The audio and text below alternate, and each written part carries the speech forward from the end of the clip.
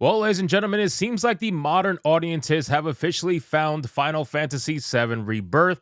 They have been searching and searching and searching for that representation that they so desperately need because they're too broke to afford a mirror in order to see themselves. So they need every single piece of entertainment to do it for them. But apparently they found it. We have an article here from The Gamer written by a white liberal woman, of course, with a headline that reads, Final Fantasy VII Rebirth is absolutely stuffed with queer representation. Why are you the way that you are?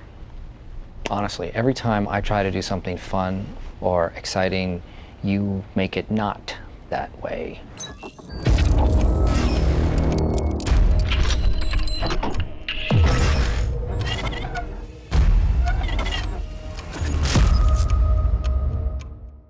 Now, it's very obvious that this is what you guys have been looking for. Clearly, going into Final Fantasy VII Rebirth, everybody is looking for queer representation because that's obviously what matters to all audiences. Oh, wait, let me remind you what actually matters, ladies and gentlemen. How about, editor, if you could throw in the clip of the crowd cheering, but instead let's put Tifa in there instead of Eve from Stellar Blade. I think the fans will really like that.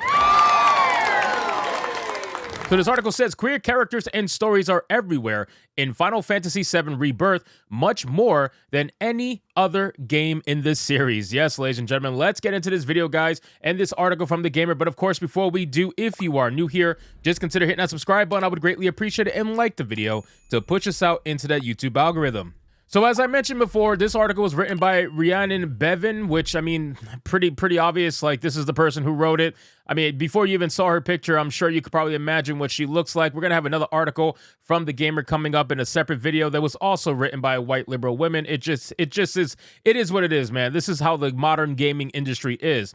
It says Final Fantasy VII Rebirth reviews are out now, giving us a taste of what the highly anticipated sequel has to offer. And while we don't delve into spoilers just yet, one thing that stood out from our time with the game is that Rebirth is full of queer representation, much more than so previous other games. This was noted by our reviewer Jade King as she made her way through Final Fantasy VII Rebirth. There are multiple queer couples to find throughout the world, many with their own stories you can learn about through overheard dialogue. Jade even spotted one lesbian couple multiple times in the game, with something different going on in their relationship each time she ran into them.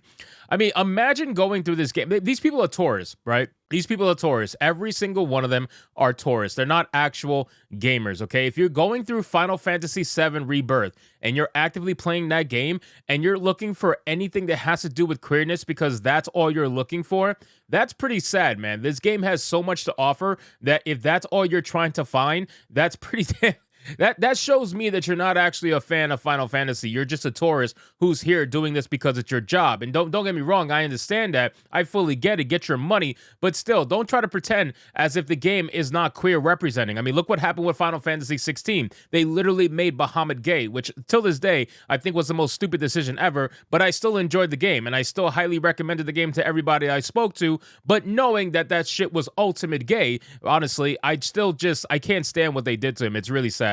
But of course, we have these women who really aren't gamers trying to go into the space and only talk about queerness. On the whole, it seems that there's been a conscious effort to diversify the kind of NPCs that you run into throughout the game. There are numerous queer couples that, while not tied to the story at all, are just hanging around, living their lives, embracing one another. In one instance, you can even find two women fighting before later seeing them together all made up. Well, at least that's pretty accurate, because God knows women who are in relationship together will fight nonstop.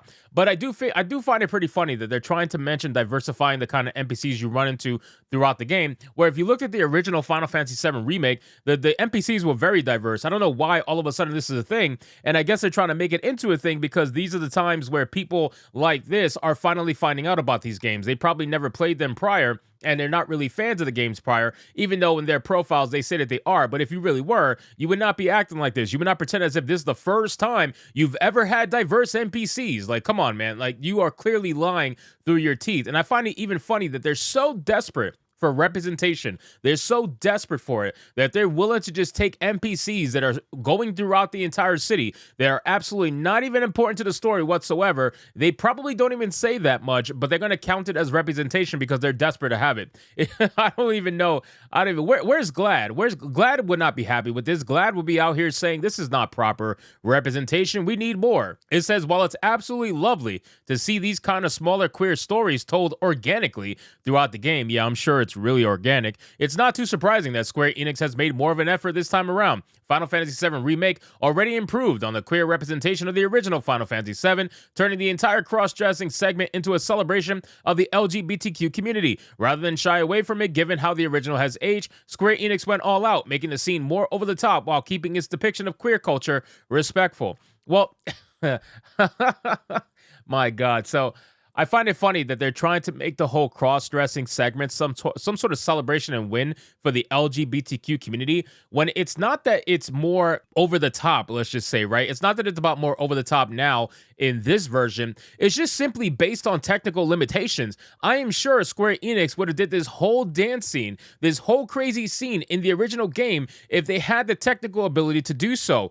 Obviously, they did not have the ability to do so. You have way more opportunity to showcase a scene now with modern technology than you do with older technology, and you're trying to make it seem as if Square Enix is doing this in order to celebrate the LGBTQ. Obviously, that's not fully the case. This is just technical limitations that are no longer there now, and they're able to showcase what they might have showcased in the past if they were able to do it with technology back then like they can now.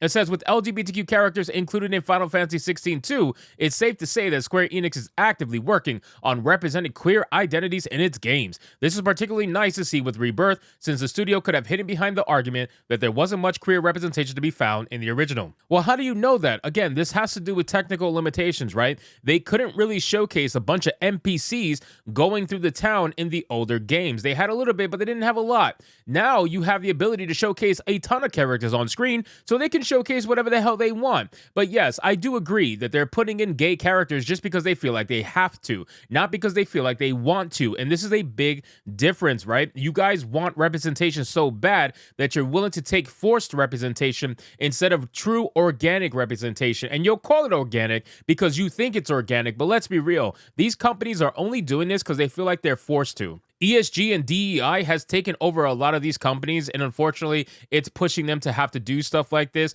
in order to get their funding. They don't actually want to do this organically. Nobody goes there and says how many gay characters we can put into a game, especially if they're a Japanese developer. Most of them are not going to be down for this stuff unless they've been bought out by BlackRock like Sega. That's totally different conversation. It says, but as we have already seen with Remake, Square Enix isn't afraid to make significant changes to the original story. We'll just have to wait to see how far-reaching these changes have been in other areas of the game. Listen, if I'm an LGBTQ member, I'm going to actually want to see real representation, something that actually means something, not just little NPCs going throughout town holding hands in the same-sex relationship. Like, that's not representation. That's just literally an NPC going around. But if that's what makes you happy, if that's what you want to cling on to, by all means, go for it. But it just shows me that you are extremely weak. You're not a gamer. If you're trying to look for this stuff and only make it about this, you clearly have not been a fan of Final Fantasy VII long enough to understand how diverse the characters have actually been. But I know for you, whiteness on screen is not diverse, right? Like, I know for you, having different creatures created on screen, different races of creatures created on screen, that's not diverse. You're going to call Final Fantasy IX not diverse, for example, right? These guys have no idea what they're talking about. They've never played Final Fantasy before, and just because they're writers now for the gamer, now they're forced to actually play it, and they're trying to look for whatever they can tie themselves to while they play it. So anyway, guys, thank you so much for watching this video. I hope you did enjoy it. If you did, consider leaving me a subscribe. I would greatly appreciate it. Don't forget to like the video, comment, let me know what you thought, and I'll see you guys on the next one. Hypnotic out. I hate so much about the things that you choose to be